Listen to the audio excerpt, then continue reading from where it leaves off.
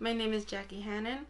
I am a member of the 501st, the Rebel Legion, the Legion of Supervillains, the finest G.I. Joe costuming groups. I am also an elementary school teacher. I've taught middle school, high school, and now preschool.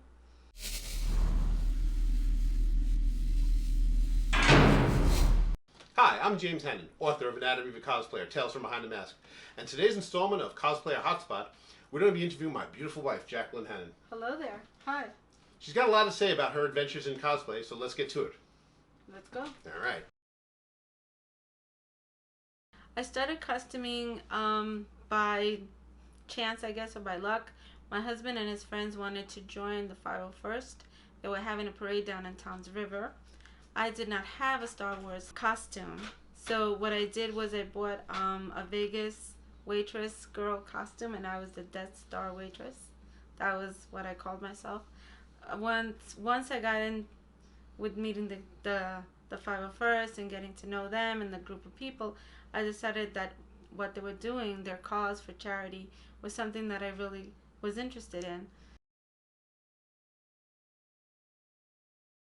I swore I would never costume because, again, I thought that people who costume were a certain group of people.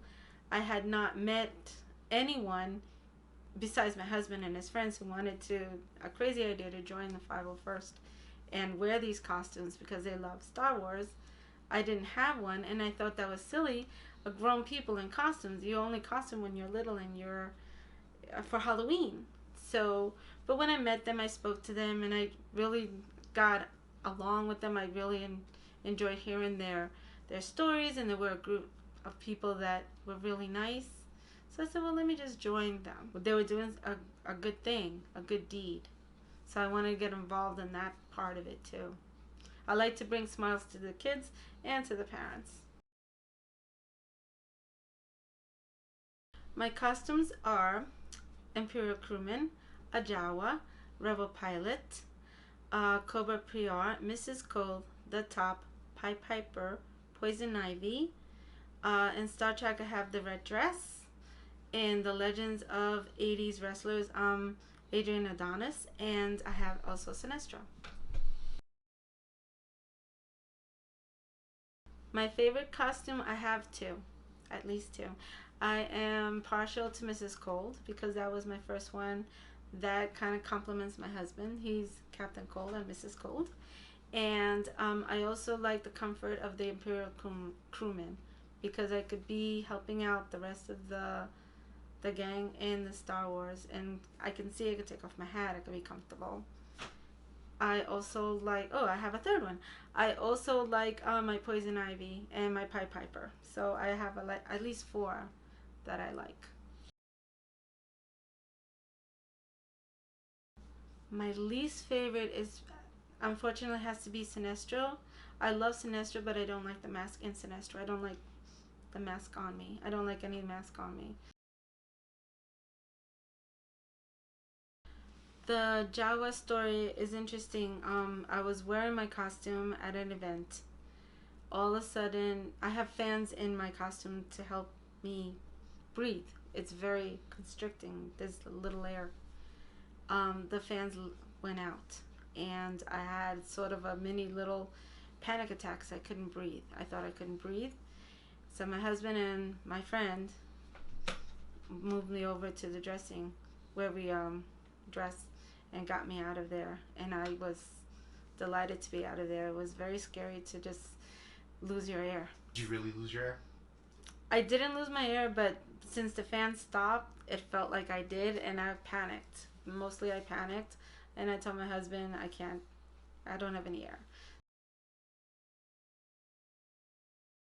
Costuming means to me this people with the same interests, same commodity, me going to events that I would have never gone to if I wasn't in costume, meeting certain actors or people from shows. We've done a lot of events where we met actors from shows. We got autographs in costume. I like the charity factor of it.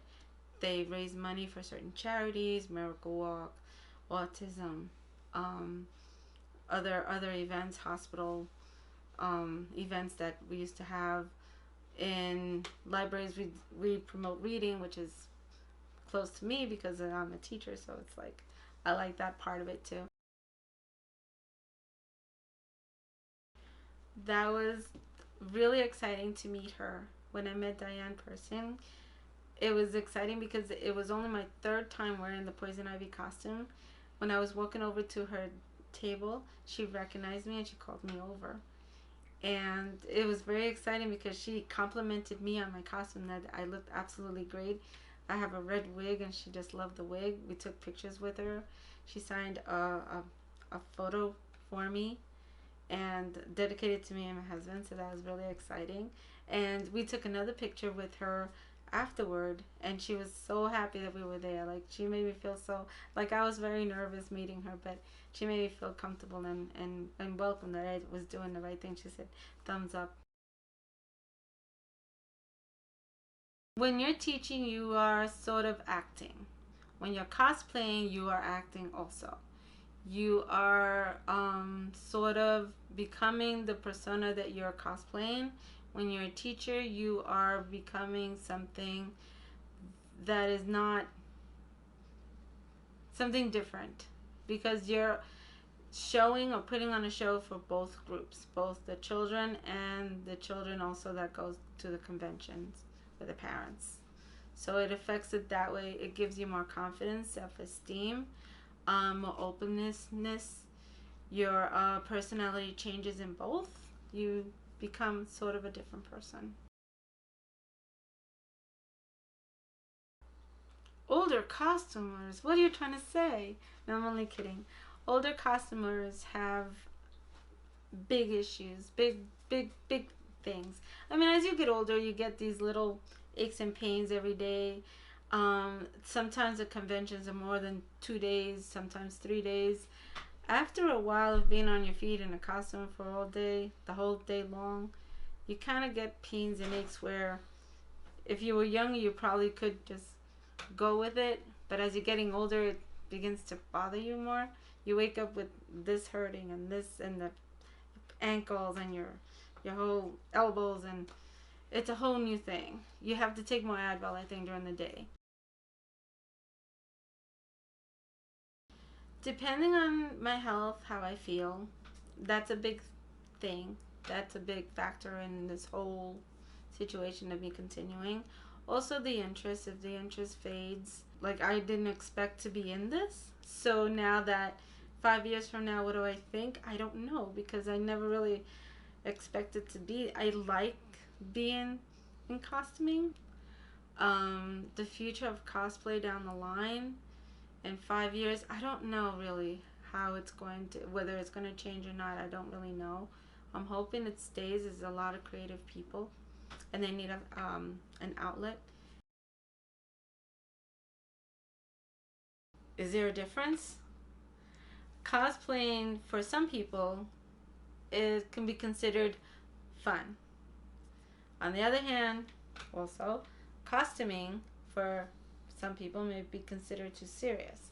Like, there are this costume and I have to be this kind of serious person who doesn't smile or whatever. Well, cosplay, there are having a bunch of fun, they're running around, but in all sincerity, they do intertwine, because some people could be serious and fun in both groups. It depends on the person too. But I'm having a lot of fun in cosplaying, and also when I costume. To me, they're the same.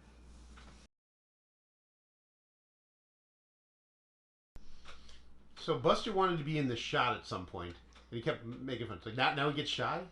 Oh, wait. What do you guys say for yourself, Buster? Say hi. Say hi, Daddy. That's it. Bye.